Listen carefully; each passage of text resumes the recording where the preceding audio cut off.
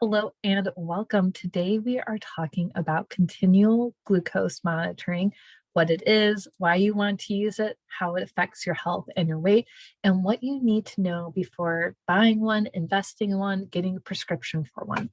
So let's start with why do we want to use continual glucose monitoring? So this is something that is kind of new. It's definitely been in the availability for people who have diabetes or diabetic type issues. So that way, instead of doing a finger prick to test their blood glucose, they can wear a monitor that is constantly checking their blood glucose, giving them alerts and letting them know exactly where they are. So that helps with medication, with food, and making sure that they're staying safe. So now that it is become a bigger opportunity, there's a lot of companies that have created just programs and tech for everyday people to use it to help support their health. So you probably know that when we eat food, we can use our glucose that we eat for sugar or for energy and help feed ourselves and our body. However, certain foods or too much food can cause your blood glucose to spike, and that extra glucose is stored as fat if it's not used up. So continuous glucose monitoring will help you recognize what foods are supportive for you and which ones aren't, how exercise affects your body, how sleep and stress also affect your glucose. And making these small changes to your nutrition and your lifestyle can help keep your glucose stable. And when we have stable glucose, you don't have that roller coaster all day long. You're not going to feel hangry. You're not going to be moody or shouldn't be tired after you sleep.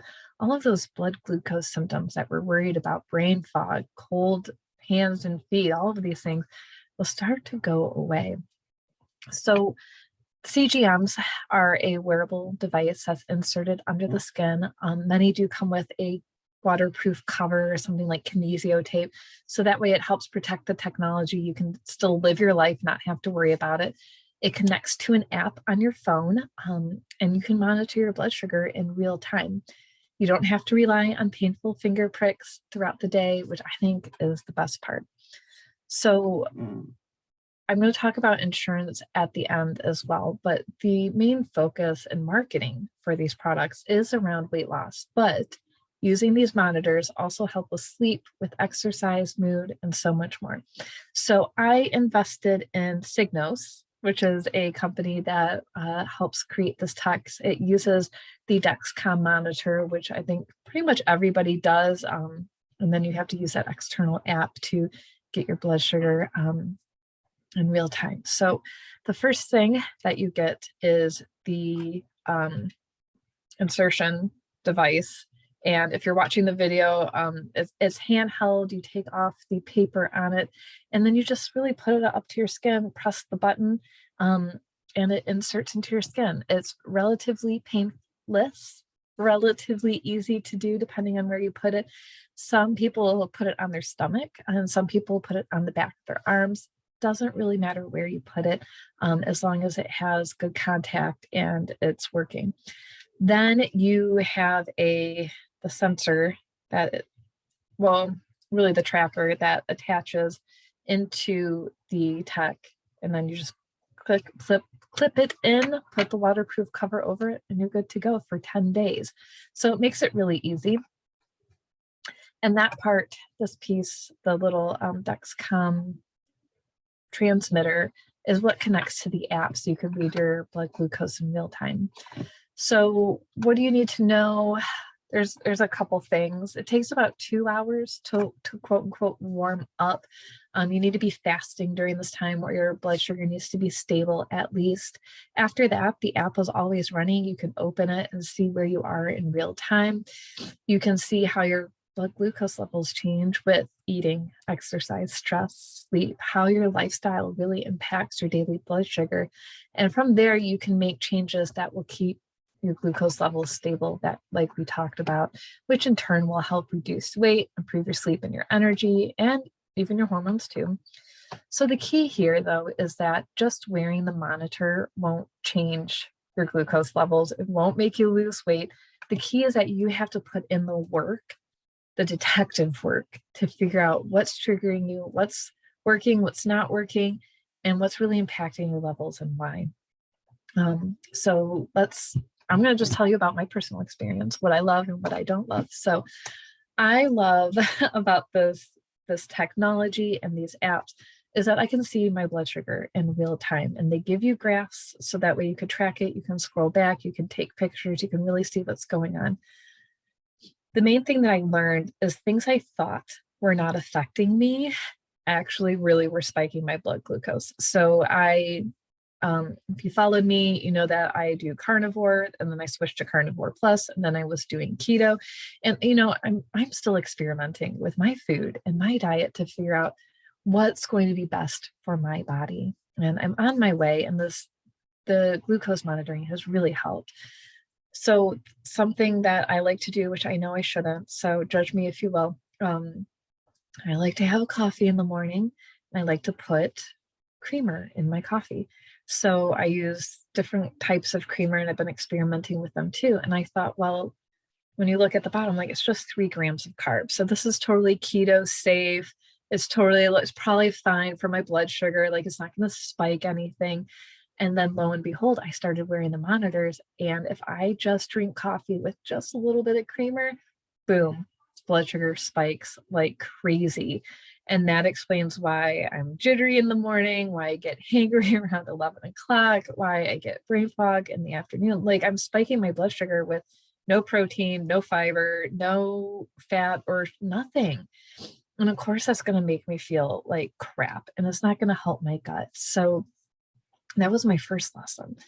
My second lesson was that I'm ashamed to admit this. So I actually really love soda. I love Dr. Pepper, and I thought just one isn't that bad, right? And you know what I'm going to say, right? My blood sugar level went from 90 to 250, and I was like, holy cow, that's bad. So we have a range of fasting blood sugar, which the labs will tell you is like 60 to 100. Really, it's like 75 to 90 is a good range to be in for fasting. And then after you eat, your blood sugar should be somewhere, 120s to 180s. So it's going to go up, but there's nothing wrong with it going up. If you have prediabetes, diabetic type issues, or you're just eating junk, like a Dr. Pepper, anything over 200 is way too high. And of course, that's being stored as fat. Of course, that's causing issues in your brain and your blood sugar and your adrenals and your hormones, right? So these little things that I thought were no big deal actually were a huge deal. So one thing that I changed was I have to have breakfast. So my eggs, my bacon, whatever I'm eating that day with my coffee. So I don't spike my blood sugar and then feel jittery and crazy. And when I do that, it actually drops. So I think with the creamer and the coffee alone, I was up to, I think, 160. So when I wake up and my blood sugar is at 70 and it jumps maybe 100 points, if I have breakfast with it, it stays around 110, 120 because it's more stabilizing. My body's able to use that energy. And then, of course, I've cut back on soda so much. So if I drink a soda, maybe at a restaurant or something like that, I have to have food with it, obviously, because that also helps keep it much lower. Now it's still much higher because soda is just not good at all for so many reasons, let alone blood sugar and weight loss. But it does get it down and keeps it down under 200. The other thing that I found for me was that it really motivated me, this app, to keep my blood sugar stable, which means no cheating, no going extra. And it really taught me what my body can handle and what it likes. And everybody's different. And that's what I love about this is you might have the same exact coffee and the same exact creamer, and it doesn't really affect you. And that's fantastic. But there might be something else that's affecting you. Maybe it's your protein shake. Like I learned that about one of my favorite protein shakes. My blood sugar went really high and it took a really long time to come down.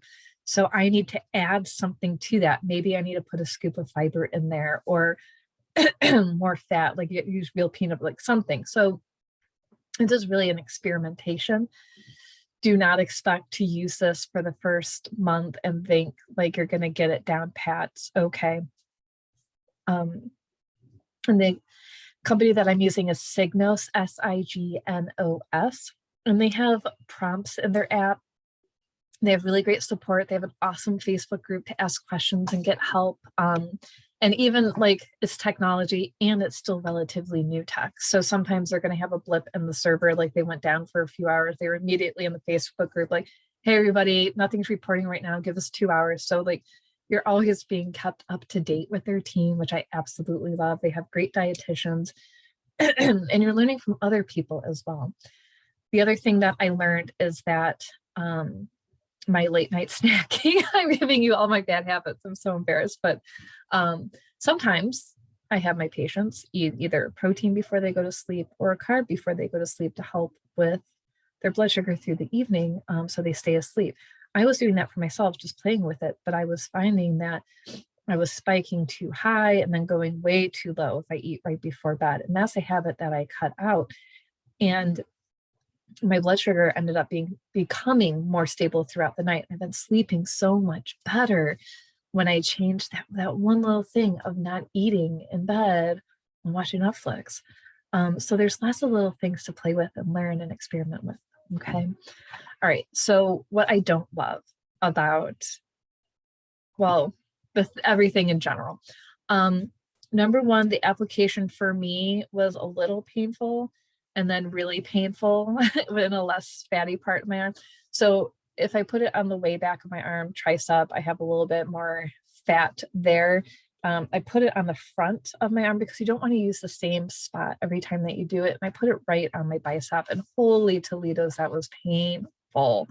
And it honestly didn't calm down for the whole 10 days. I just sucked it up and dealt with it. So now I know, definitely put it on a fatty part. The sensor takes about when I first started, 2 days to calibrate. So it was really off. The readings were really off. And so I felt for like a 10-day window for the sensor to lose 2 days was actually just too much to lose with these sensors, because now you're only getting 8 days of readings. So I felt that was kind of like a waste. I was really excited to get to use it, and we didn't get to do that. The other thing is you do need a finger stick glucose monitor. I did not have one before, so I had to jump on Amazon and grab one. You can get them, I think, anywhere now, Target, Walgreens, Walmart, in their pharmacy section. They're relatively cheap, $15 to start and up based off of who you buy, because on average, the sensor can be plus or minus 20 points off.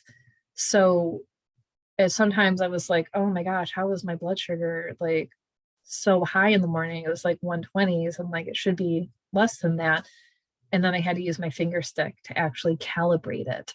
And then sometimes it was reading too low, like it was reading at 50 when it was actually at 70. So I do recommend that if you get this, get a finger prick glucose monitor. Not that you have to use it all the time, but you do need to calibrate every time that you use the sensor. On day 3, I would give it, and just to double check. It's also nice just to have on hand to double check as well, for yourself, and make sure that everything's working right. And why do I have my patients use this? I have them use this when, one, they're pre-diabetic or they're diabetic, because if they don't have the tech or they're not taking care of themselves already, somebody needs to be doing it alongside of them. Obviously, my type 1 diabetics are already doing their finger sticks, taking care of themselves. That's a different situation than pre-diabetes or a type 2 diabetic. But a lot of times, traditional doctors are just like, all right, you have diabetes, here's your metformin, eat better, exercise, good luck, I'll see you in 6 months. And the reality is that eat better and exercise doesn't necessarily help diabetes, especially if you think, like me, oh, coffee and creamer can't be hurting me, and you're spiking your blood sugar. Oh my goodness.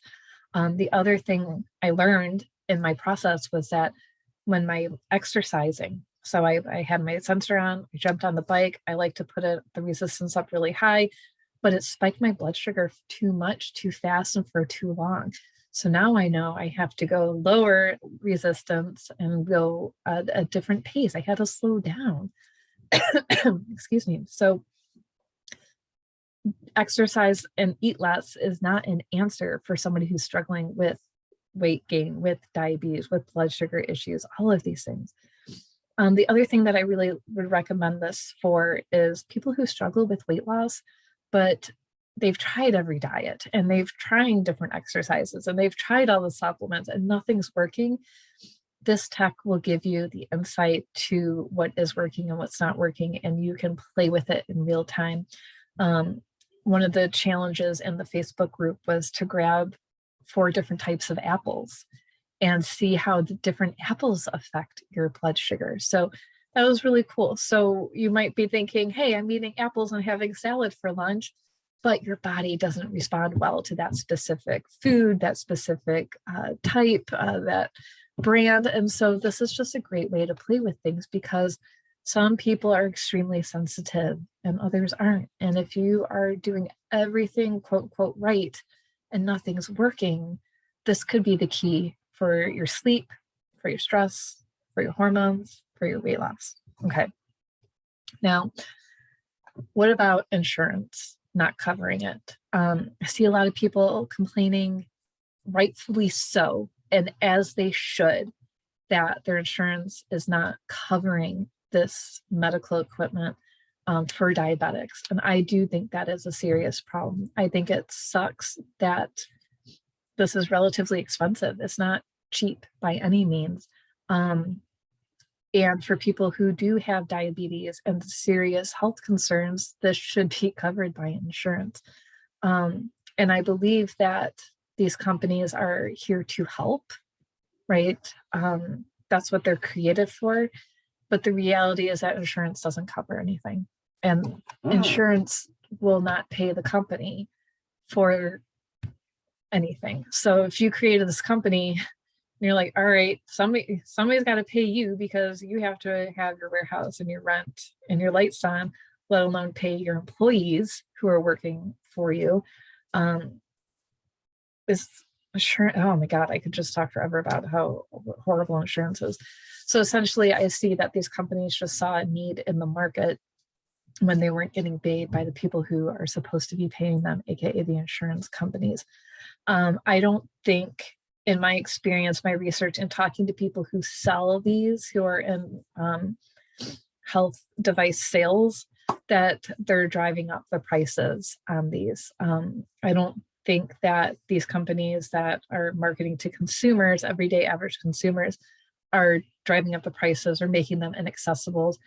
Insurance just only wants to help themselves, which means they're only going to pay the bare minimum, right? It doesn't cover anything. So just like functional medicine, insurance doesn't cover consultations. They don't cover supplements. They don't cover testing. Insurance, the best thing my PT said to me, analogy, and I loved it, is like, insurance is just a safety net, kind of like a car insurance, right?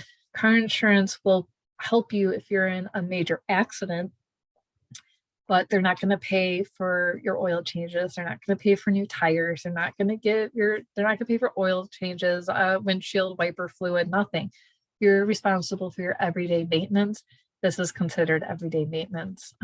Even I have top of the line health insurance, so I can be able to get the treatment that I need to keep myself alive. Blue Cross Blue Shield will not cover glucose monitors. It's a shame. It's a scam. It's literally killing people. Absolutely. So I would encourage you to write to your insurance companies, get your doctors involved.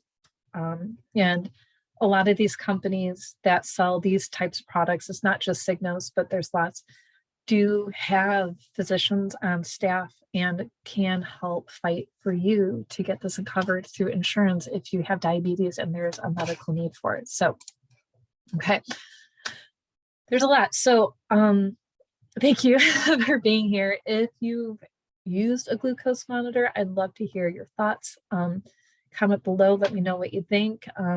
If you have any questions, please feel to reach out to me. And if you're ready for personalized care and support with functional medicine, feel free to schedule and get your blood work done. All the links are in the description. And I appreciate you being here. So stay tuned for next week's episode, and we'll see you soon.